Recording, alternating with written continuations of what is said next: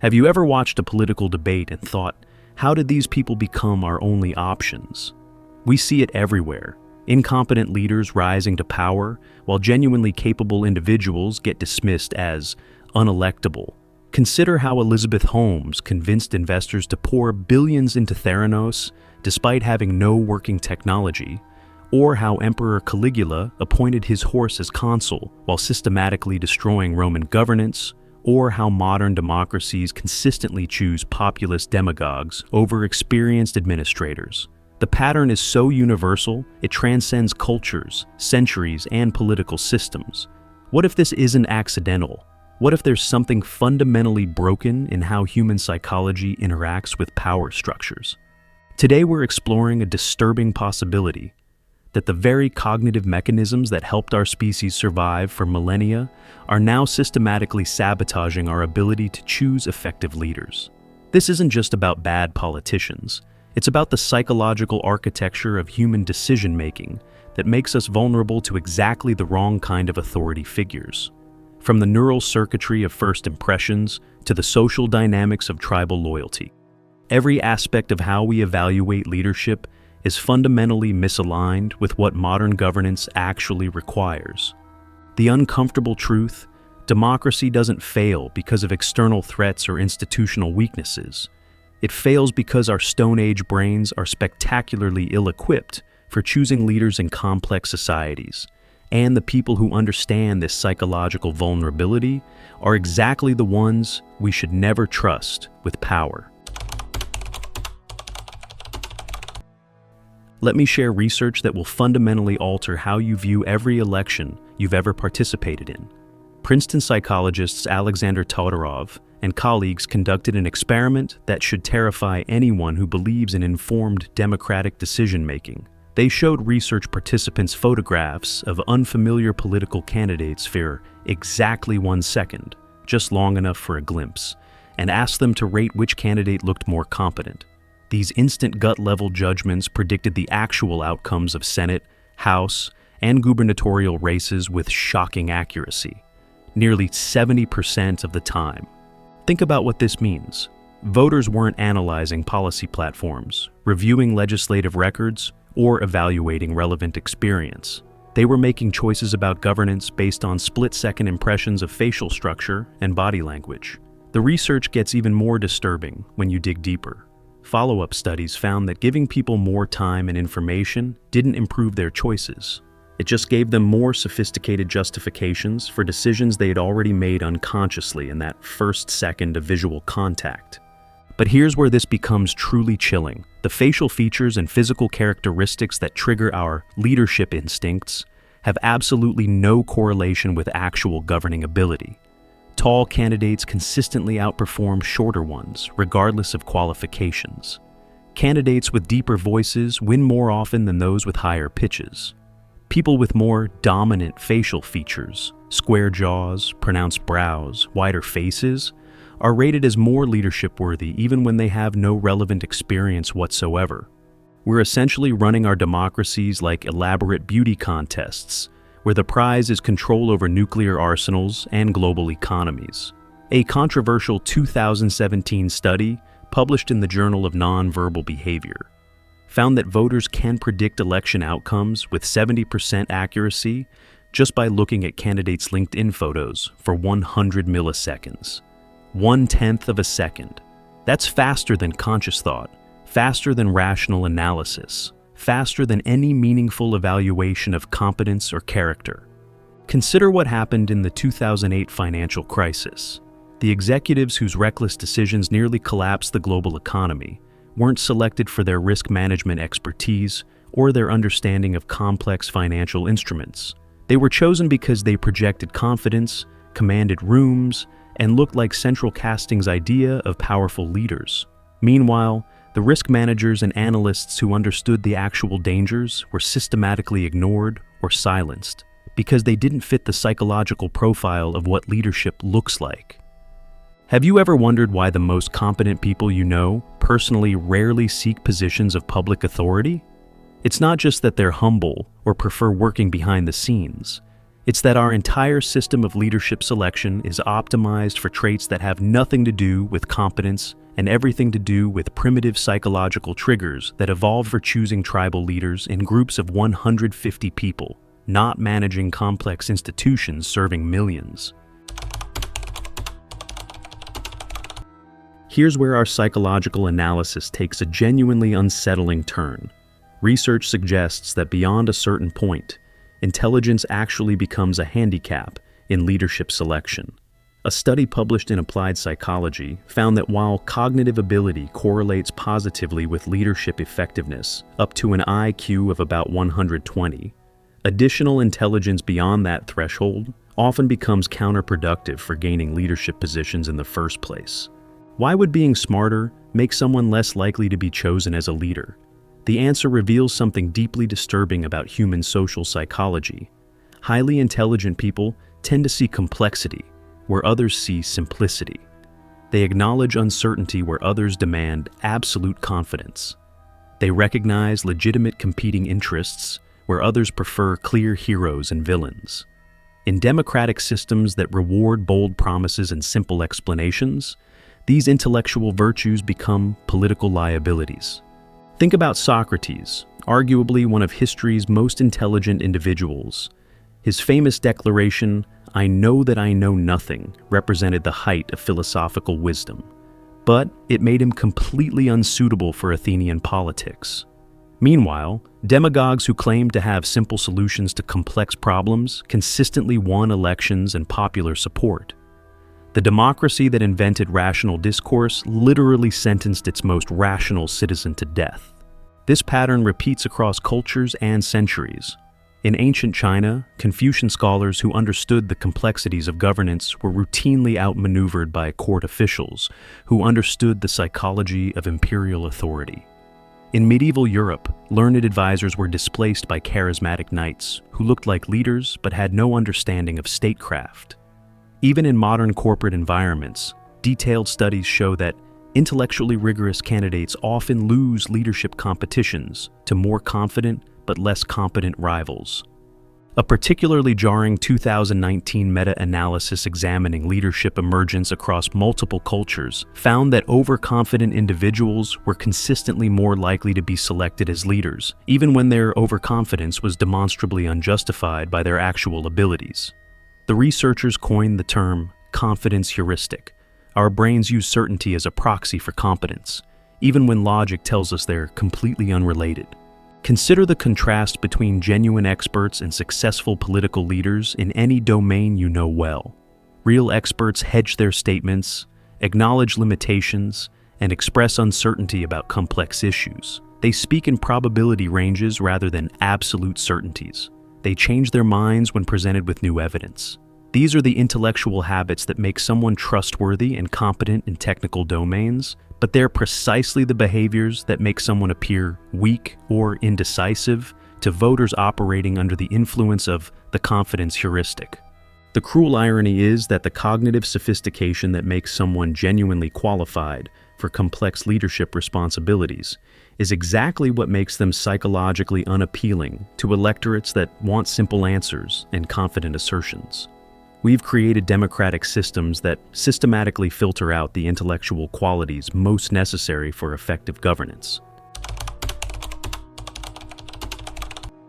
This brings us to one of the most important psychological discoveries of the past century, one that explains why democratic systems consistently elevate the least qualified candidates while marginalizing genuine experts. In the 1990s, psychologists David Dunning and Dunning-Krueger identified a cognitive bias so fundamental to human psychology that it should be taught in every civics class in the world. The Dunning-Krueger effect describes how people with limited knowledge or competence in a domain dramatically overestimate their own abilities, while genuine experts consistently underestimate theirs. The incompetent don't just lack skills, they lack the metacognitive ability to recognize their own incompetence. Meanwhile, truly skilled individuals are acutely aware of how much they don't know, making them appear less confident and therefore less leadership-worthy to observers using confidence as a proxy for competence. Shakespeare captured this dynamic centuries before. Psychology gave it a name: "The fool doth think he is wise, but the wise man knows himself to be a fool." But Shakespeare couldn't have anticipated how this cognitive bias would interact with modern democratic institutions to create systematic selection pressure favoring the least qualified candidates. A 2020 study published in the Journal of Personality and Social Psychology found that individuals displaying overconfidence were significantly more likely to be perceived as leaders by their peers, regardless of their actual competence in relevant domains. The groups led by these overconfident individuals didn't perform better, they just thought they did, creating a feedback loop that reinforced the selection of incompetent leadership. Look at how this plays out in contemporary politics. Candidates who speak with absolute certainty about incredibly complex issues like healthcare, climate change, or economic policy are rewarded with media attention and voter support. Meanwhile, candidates who acknowledge complexity and uncertainty, the intellectual honesty that would make them more effective governors, are dismissed as weak or evasive. Consider Donald Trump's rise to the presidency. His appeal wasn't based on demonstrated competence in governance, international relations, or economic policy. It was based on his willingness to express absolute confidence about subjects that experts spend decades studying without reaching definitive conclusions. "I alone can fix it" became a winning campaign slogan precisely because it appealed to voters' psychological need for certainty in an uncertain world. But this phenomenon transcends American politics. Look at Brexit, where complex economic and political questions about European integration were reduced to simple slogans and confident assertions. The Leave campaign's most effective advocates weren't economists or international relations experts. They were charismatic figures who projected certainty about outcomes that genuine experts knew were fundamentally unpredictable. Think about your own experience with overconfident people in professional or personal contexts. Have you noticed how the individuals who speak most confidently about subjects they clearly don't understand often end up in positions of authority over those who actually possess relevant expertise? That's the Dunning-Krueger effect operating as a systematic selection mechanism, consistently promoting incompetence while marginalizing competence. Now, we reach the most disturbing layer of this psychological analysis. While most people stumble through democratic participation with unconscious biases and cognitive limitations, there's a small percentage of the population that intuitively understands exactly how to exploit these mental vulnerabilities for personal gain. Psychologists have identified a cluster of personality traits called the dark triad: narcissism, Machiavellianism, and psychopathy, that creates individuals perfectly adapted for seizing power in democratic systems. Here's what makes this particularly chilling. These aren't random personality quirks that accidentally help with political success. They're systematic psychological adaptations that make individuals exceptionally skilled at manipulating the exact cognitive biases that influence democratic decision-making. It's like they've evolved specifically to exploit the weaknesses in our political psychology. Narcissists possess unshakable belief in their own superiority, which creates the kind of radiant confidence that triggers our leadership detection instincts. They don't just act confident, they genuinely believe they're exceptional, which eliminates the subtle behavioral cues that might signal deception to our social monitoring systems. Their grandiose self-image makes them natural performers who thrive under the constant scrutiny of modern media environments. Research from the University of Nebraska found that narcissistic leaders are initially rated as more effective by followers, even though their actual performance deteriorates significantly over time. Think about that timing.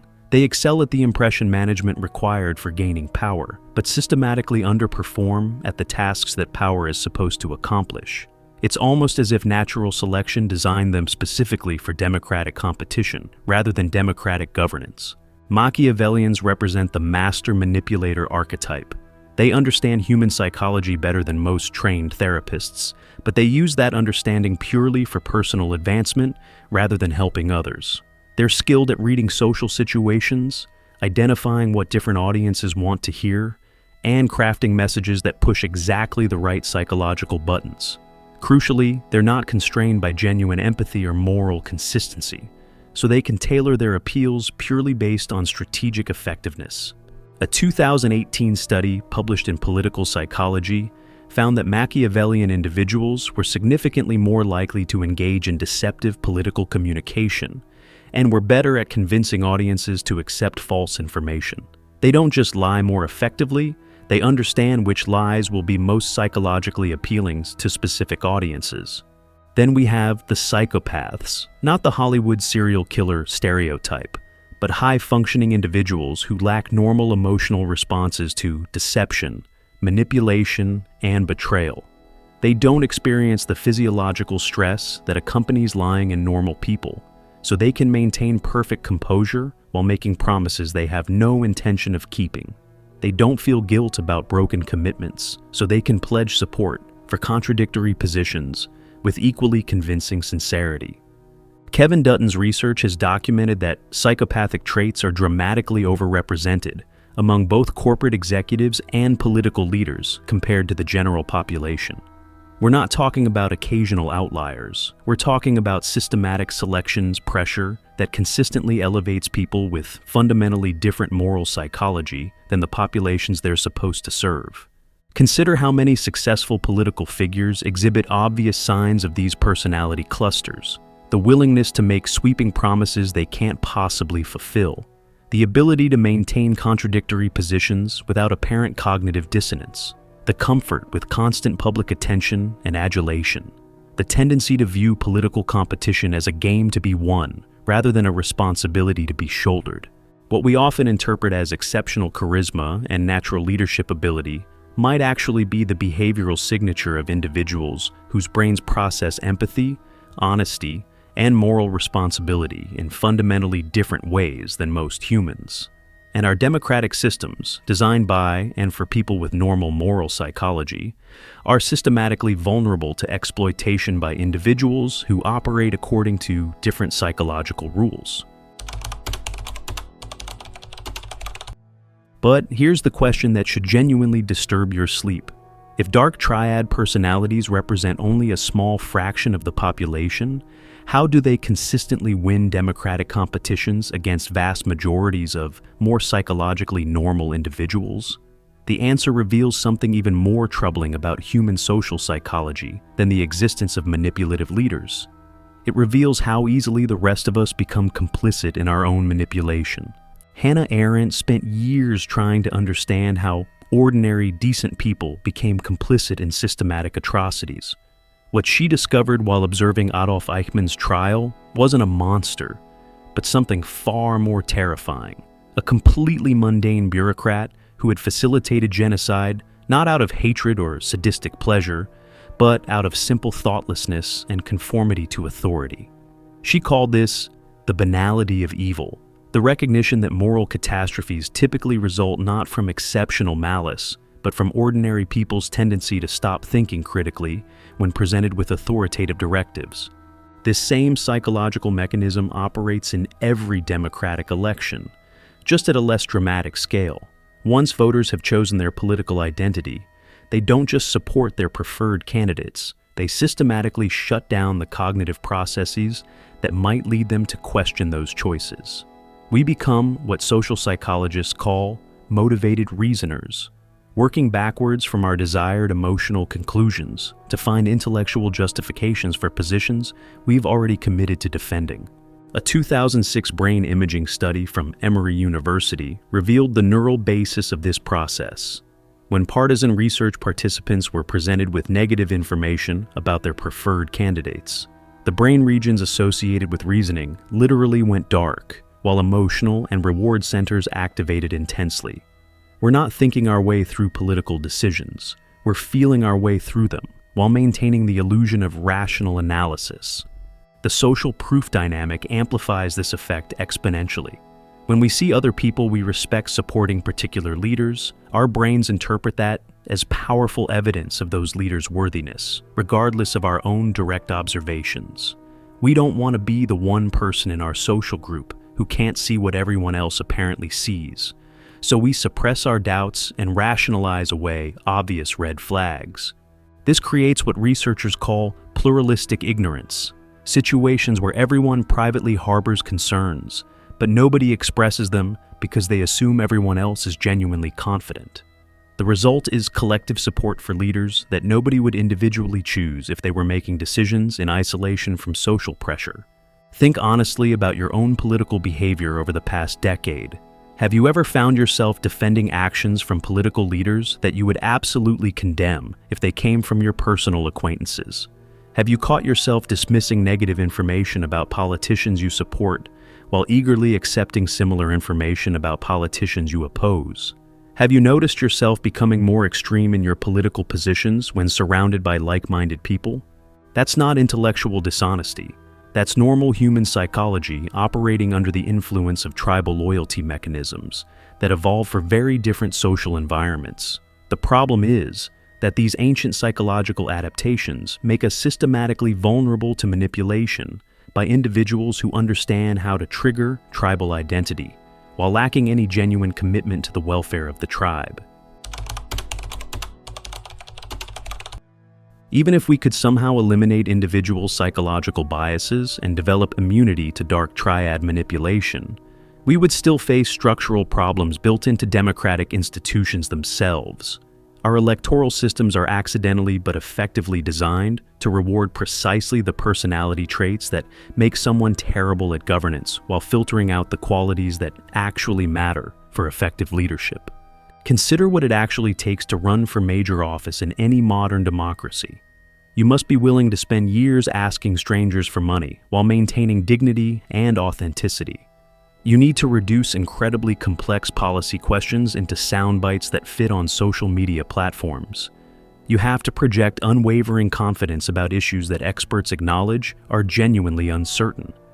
You must smile enthusiastically when exhausted, appear decisive when uncertain, and maintain passionate conviction about your own talking points after repeating them thousands of times. Most importantly, you need to genuinely believe or convincingly pretend that you, among millions of potentially qualified individuals, are uniquely suited to solve problems that have stumped generations of experts, scholars, and previous leaders. What kind of psychological profile thrives in this environment? Certainly not the thoughtful policy analyst who sees nuance and complexity in every issue. Not the collaborative administrator who prefers building consensus behind the scenes to performing in public forums. Not the humble public servant whose primary motivation is solving problems rather than receiving recognition. The system systematically selects for people who excel at self-promotion, who can maintain absolute public certainty despite private uncertainty, and who genuinely enjoy being the center of attention more than doing the actual work of governance. This creates what organizational theorists call adverse selection, systematic bias toward the least qualified candidates. It's like choosing surgeons based on their ability to give inspiring speeches rather than their success rates in operating rooms, or selecting airplane pilots based on their charisma rather than their flying skills. Look at how this plays out across different democratic systems. In the United States, successful politicians must excel at fundraising, media performance, and coalition building, skills that have virtually no overlap with policy analysis, international relations, or economic management. In the United Kingdom, political success requires mastery of parliamentary debate and party politics rather than administrative competence. Even in countries with more technocratic traditions like Germany or Singapore, electoral success increasingly depends on media savvy and popular appeal rather than demonstrated expertise in relevant domains. The fundamental structural problem is that the skills required to win power are not just unrelated to the skills needed to use power effectively, they're often directly contradictory. Successful campaigning demands absolute certainty about complex issues. Effective governance requires intellectual humility and comfort with uncertainty. Winning elections requires simplified messaging that appeals to broad audiences. Sound policy demands embracing complexity and acknowledging difficult trade-offs. We've created democratic systems that function like elaborate filtering mechanisms designed to exclude the psychological qualities most necessary for effective leadership, while elevating the traits most likely to produce governance failures. Then we express surprise when our leaders consistently underperform our expectations. This brings us to perhaps the most insidious psychological mechanism operating in democratic politics: the way overconfidence becomes self-reinforcing through social feedback loops that systematically exclude dissenting voices and contrary evidence. Once incompetent leaders gain power through the psychological mechanisms we've discussed, they don't just govern badly. They create institutional environments that protect them from accountability while amplifying their influence over others. Niccolò Machiavelli understood this dynamic intuitively. In The Prince, he observed that incompetent leaders tend to surround themselves with even less competent subordinates to ensure they never face internal challenges to their authority. The first method for estimating the intelligence of a ruler is to look at the men he has around him, he wrote, recognizing that weak leaders deliberately select weaker advisors to prevent anyone from exposing their limitations or potentially replacing them. Modern organizational psychology has confirmed this insight with rigorous research. Dr. Thomas Chamorro Premusits describes how insecure leaders systematically hire subordinates who pose no threat to their position, creating what he calls competence droughts that spread outward from positions of authority. Instead of selecting for talent and expertise, incompetent leaders select for loyalty and non-threatening personalities. Think about how this plays out in contemporary politics. How many administrations have you observed where obviously qualified experts were systematically excluded from decision-making roles, while loyal but inexperienced allies were elevated to positions of authority? How often have you seen competent civil servants replaced by political appointees whose primary qualification was personal loyalty rather than relevant expertise? This creates what social scientists call homophily, the tendency for similar individuals to associate with each other. In organizational contexts, this means incompetent leaders create echo chambers of incompetence around themselves, insulated from contradictory information and constructive criticism. They're not just bad at their jobs, they're systematically protected from learning how bad they are. The psychological research on this phenomenon is genuinely disturbing. Studies have found that overconfident leaders are more likely to dismiss expert advice, more prone to making decisions based on gut instinct rather than evidence, and more resistant to changing course when their strategies prove unsuccessful. They're also more likely to punish subordinates who raise concerns or suggest alternative approaches. Consider what happened during the 2008 financial crisis. The executives whose decisions nearly collapsed the global economy weren't just individually overconfident. They had created institutional cultures that systematically excluded voices of caution and dissent. Risk managers who tried to warn about dangerous practices were marginalized or fired. Analysts who raised concerns about unsustainable business models were told they weren't team players. The result was organizational blindness that persisted even as evidence of impending disaster became overwhelming. Ask yourself, have you ever worked in an organization where questioning decisions was discouraged, where raising concerns was labeled as negativity or lack of loyalty? These are symptoms of the confidence cascade in action, institutional environments where incompetence protects itself by eliminating sources of accurate feedback.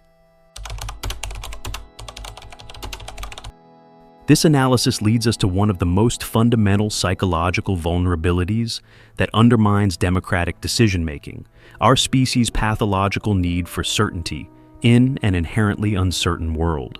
Genuine expertise almost always comes with intellectual humility.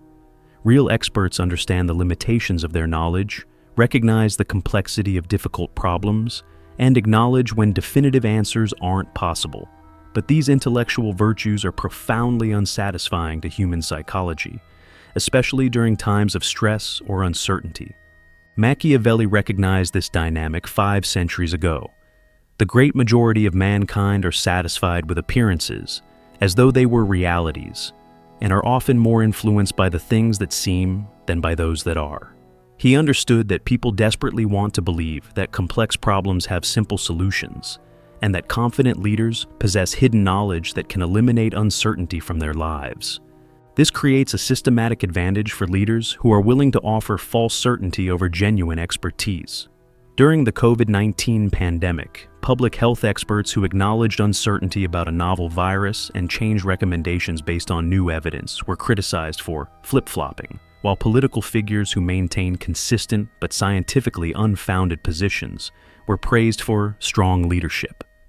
Consider how this plays out in economic policy. Real economists understand that economic systems are incredibly complex, that different policies involve inevitable trade-offs, and that predicting outcomes with precision is often impossible. But politicians who acknowledge this complexity are dismissed as weak or indecisive, while those who promise simple solutions to complex economic problems win elections despite having no relevant expertise. A particularly jarring 2017 experiment conducted by Yale researchers revealed something disturbing about how we process political information, when subjects were presented with complex policy problems and mathematical solutions. Their ability to interpret data correctly was directly influenced by whether the results supported their political preferences. Even more troubling, the most mathematically skilled participants showed the strongest bias, using their intelligence not to reach correct answers, but to justify preferred conclusions. This suggests that our desire for certainty is so powerful that it can override even advanced cognitive abilities when politically relevant information is involved. We don't just want our leaders to be competent. We want them to confirm our existing beliefs while making us feel that complex problems are actually simple and manageable. Think about your own responses to political uncertainty. When faced with complicated issues like healthcare policy, climate change, or international relations, are you drawn to leaders who acknowledge complexity and uncertainty, or to those who project confidence and offer simple explanations? How often do you find yourself gravitating toward information, sources that confirm what you already believe rather than challenging your assumptions? The psychological comfort of false certainty is so appealing that we consistently choose leaders who provide it over those who offer more accurate but less satisfying assessments of reality. We're running democratic systems with Stone Age psychology that craves simple answers in a world where the most important questions don't have simple answers. Understanding these dark psychological dynamics might seem to lead inevitably toward cynicism or despair about democratic governance. If our brains are systematically biased toward choosing incompetent leaders, if our institutions reward the wrong personality types, and if our deepest psychological needs make us vulnerable to manipulation by exactly the people we should least trust with power, what hope do we have for effective democratic governance? But recognizing these forces clearly is actually the first step toward developing both individual and institutional defenses against them.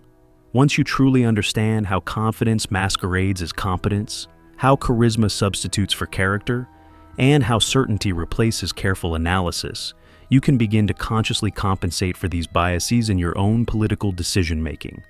At the individual level, the most powerful tool is metacognitive awareness, developing the habit of thinking about your own thinking processes.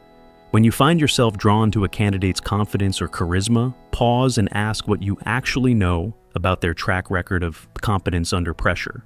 When you feel the urge to dismiss negative information about someone you support, force yourself to engage with that information seriously before deciding whether it represents legitimate criticism or unfair attack. Some democratic systems are already experimenting with institutional innovations designed to address these psychological vulnerabilities. Estonia's digital democracy initiatives make it easier for qualified but less charismatic candidates to communicate directly with voters without requiring massive fundraising operations or media manipulation skills. Switzerland's extensive use of citizen assemblies and direct democracy means politicians spend more time governing and less time campaigning for the next election. Ireland has pioneered the use of randomly selected citizens' assemblies that deliberate on complex policy issues without the psychological pressures that distort electoral politics. These groups consistently produce more thoughtful, nuanced recommendations than elected politicians operating under the influence of the confidence cascade and certainty trap we've described. The key insight from organizational psychology research is that the most effective leaders often aren't those who actively seek power, but those who are given authority by others based on demonstrated competence in relevant domains. This suggests we should be evaluating candidates primarily on what they've actually accomplished when nobody was watching, rather than on their ability to inspire crowds or project confidence during campaigns. Research by organizational psychologist Adam Grant found that takers, individuals primarily motivated by personal advancement, often initially succeed at gaining leadership positions, but consistently underperform over time.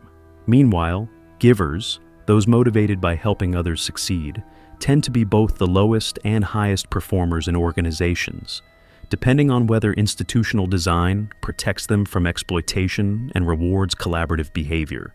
Ask yourself, what has this candidate actually accomplished when cameras weren't rolling and votes weren't being counted? How do they respond to criticism and acknowledge mistakes? Do they surround themselves with experts who challenge their thinking or with loyalists who validate their existing beliefs? Can they discuss complex issues without resorting to simple villains and heroes? Most importantly, we need to become psychologically comfortable with uncertainty and intellectual humility in our leaders. The candidate who admits they don't have all the answers isn't displaying weakness. They are demonstrating the intellectual honesty that makes someone trustworthy with power. The leader who changes positions based on new evidence isn't flip-flopping. They're showing the capacity for learning that effective governance requires. As we near the end of this psychological journey into the heart of democratic failure, we're confronted with a paradox that would have fascinated ancient philosophers. The very cognitive abilities that make us capable of creating democratic institutions also make us vulnerable to their systematic subversion by individuals who understand our psychological weaknesses better than we do. Democracy requires citizens capable of making informed judgments about complex issues, but our neural architecture evolved for much simpler social environments. We need leaders who can acknowledge uncertainty and manage competing interests. But our psychological instincts favor those who project confidence and promise simple solutions. We want representatives who prioritize collective welfare over personal advancement, but our selection mechanisms consistently reward narcissism, manipulation, and self-promotion. This isn't just a problem with other people's political choices. The psychological forces we've explored operate in all of us, regardless of intelligence, education, or political affiliation. Liberal and conservative voters alike are vulnerable to confidence cascades, certainty traps, and dark triad manipulation. The biases that lead people to support obviously unqualified candidates aren't symptoms of ignorance or moral failure. They're features of human psychology that operate largely below the level of conscious awareness. What makes this analysis ultimately hopeful rather than despairing is that consciousness itself provides a defense against unconscious manipulation. Every time you catch yourself being drawn to charismatic certainty over demonstrated competence, you're exercising a form of cognitive self-defense. Every time you force yourself to seriously consider criticism of leaders you support, you're strengthening democratic institutions.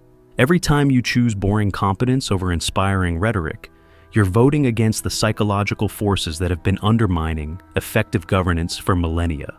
The goal isn't to become perfectly rational political actors. That's neither possible nor necessary. Human psychology isn't going to change, and democratic systems will always be vulnerable to exploitation by individuals who understand how to manipulate social instincts for personal gain. But conscious awareness of these vulnerabilities can help us design both individual practices and institutional safeguards that account for our limitations, rather than pretending they don't exist. Here's my challenge. In the next election you follow closely, pay attention to your own psychological responses. Notice when you're drawn to simple explanations and confident assertions. Catch yourself in the act of motivated reasoning. Force yourself to spend time understanding the strongest arguments for positions you already reject. The goal isn't to paralyze yourself with endless meta-analysis, but to introduce just enough conscious reflection to counteract the unconscious biases that consistently lead us astray.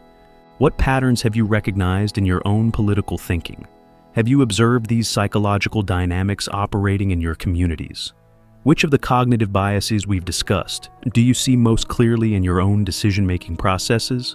Share your observations in the comments. Your honesty about your own mental processes might help others recognize theirs. Understanding the psychology of bad leadership doesn't guarantee we'll choose better leaders, but it gives us the cognitive tools to try. In a world where the stakes of leadership selection keep escalating, Conscious resistance to these ancient psychological patterns might represent our best hope for democratic survival. The future of governance depends not on finding perfect leaders, they don't exist, but on becoming better at recognizing which imperfect candidates are at least psychologically suited for the responsibilities they're seeking. That recognition begins with the uncomfortable but necessary work of understanding our own minds clearly enough to think our way past their limitations. Democracy's survival might ultimately depend on our willingness to think carefully about thinking itself, and to act on that understanding even when it conflicts with what feels emotionally satisfying in the moment.